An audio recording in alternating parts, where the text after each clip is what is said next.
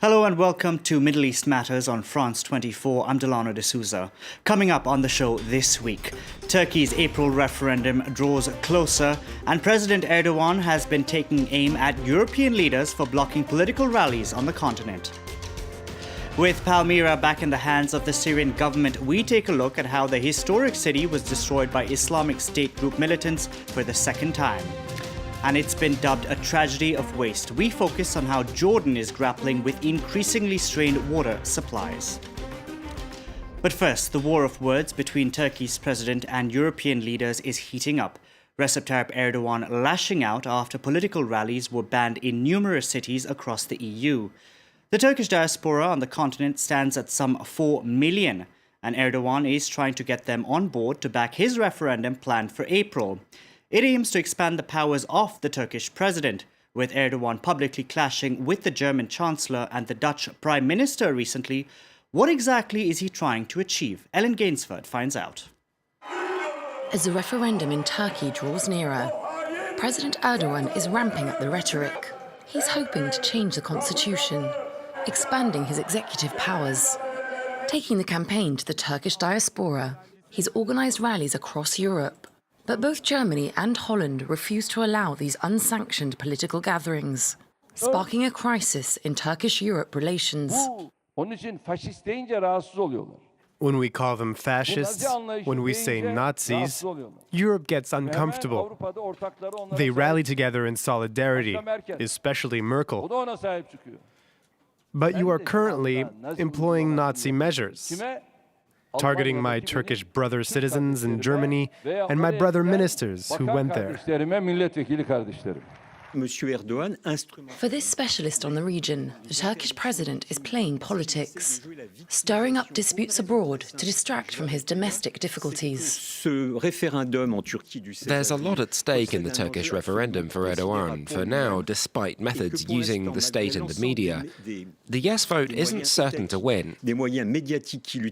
That's to say that Turkish society is resisting, and this is very important. It shouldn't be overlooked that there are Democrats in Turkey who, in difficult conditions, are still supporting the no vote.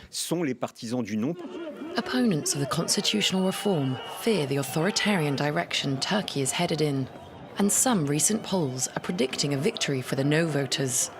So the ballots of the 4 million Turks living in Europe could be the decisive factor. But for the president of the Bosphorus Institute, Erdogan's ploy for votes is dangerous diplomacy. The overly emotional tone of domestic political campaigns can become a problem when you take into account diplomatic interests. One has to be careful of the language used. We live in a difficult world. Populism and authoritarian trends are on the rise everywhere. For now, tensions between Ankara and Berlin show no sign of abating. Angela Merkel has demanded that Erdogan stop using Nazi taunts, a red line not to be crossed for many in Germany. She's warned that more campaign events may be banned if the Turkish president continues with his current tactics. Syria's ancient city of Palmyra has been recaptured by government forces once again. The damage done by the Islamic State group is glaring, with the militants destroying centuries of history. Many relics are missing and in some cases have been sold onto the black market. In this next report, Anka Ula revisits the situation on the ground in Palmyra. The archaeological site of Palmyra holds thousands of years of history in its grounds.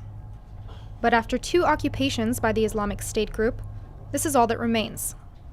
Palmyra's Roman amphitheater, seen here just a year ago, is now crumbling after its facade was blown to bits by the militants.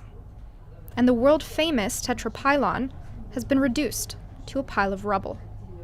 The jihadist second coming was more damaging than the first. What they didn't destroy was stashed away to hawk on the black market for antiquities.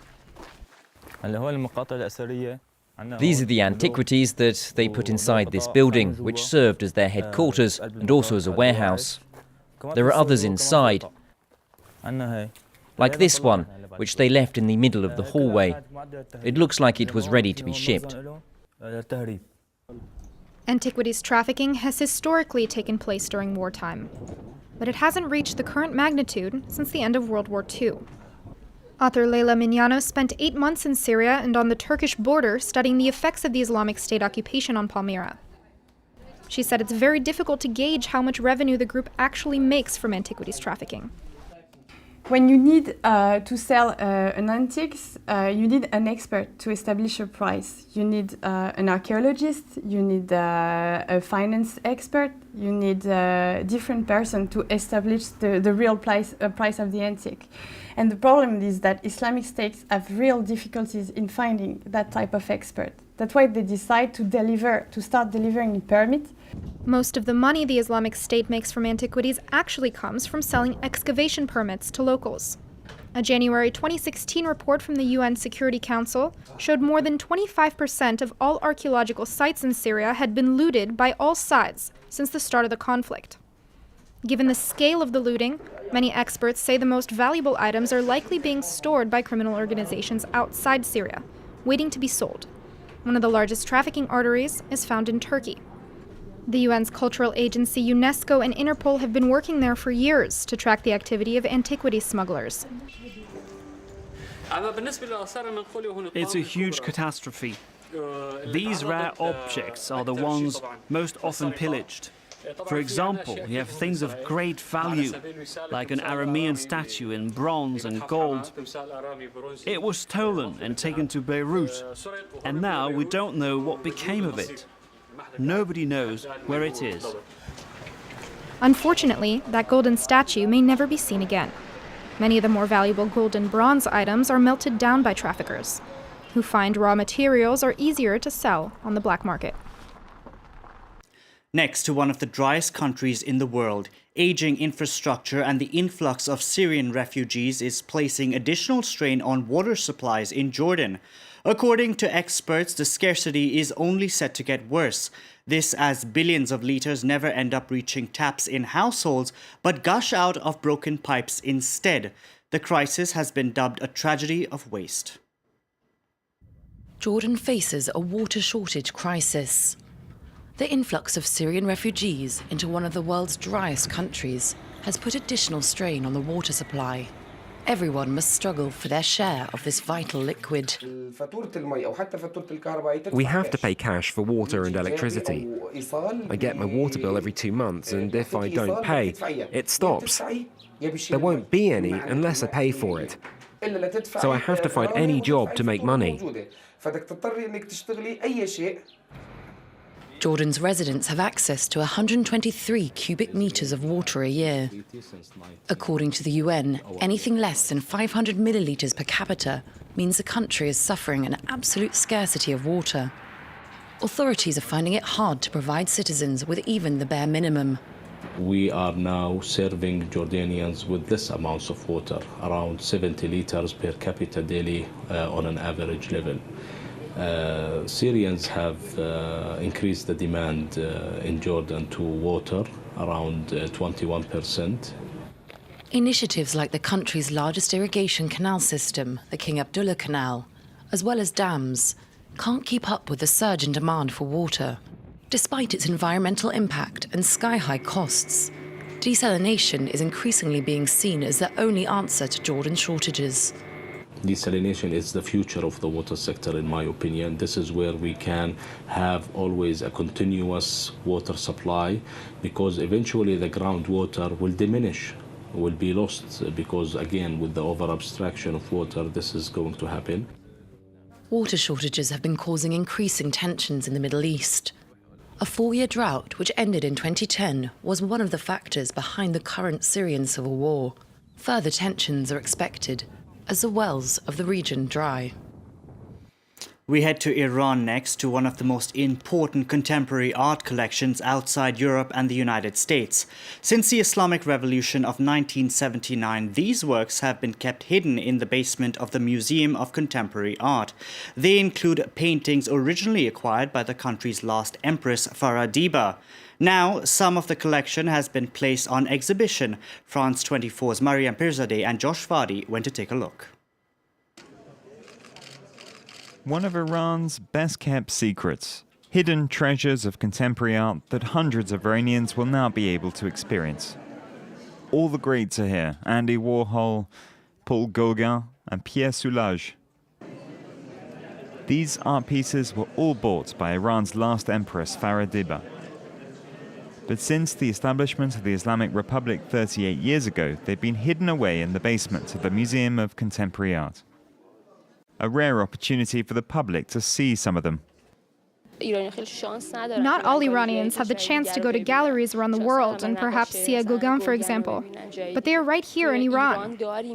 There was a time when we used to buy these canvases, a time when it was important for us. It's so interesting to see these artworks. We've seen very little of them. I think this exhibition gives the message that Iranians are so happy to be able to see it. Not all the 1,500 canvases can be shown. Paintings of nudes in particular are banned under the laws of the Islamic Republic. Even this painting by Francis Bacon could be considered controversial. The beliefs of our people do not allow us to set up an exhibition of nudes. That is why some of the paintings have been censored, because we cannot show them in our country, but we can show them outside Iran. For this exhibition, a selection of 60 pieces by Iranian and international artists have been chosen. There were plans to show them in Berlin, but the exhibition was suspended with no fixed future date or reason for the delay. The museum authorities hold on to the hope that this collection will one day be shown outside Iran. I have a feeling this exhibition will go abroad. It provides a positive and useful dynamic for society, for foreign artists and Iranian ones. It's something which should be encouraged. I think when election fever arrives, we'll be able to continue and send these works abroad. Iranians will have until mid-June to enjoy one of the most important contemporary art collections in the world. That's it for this edition of Middle East Matters. From all of us on the team, thank you very much for watching.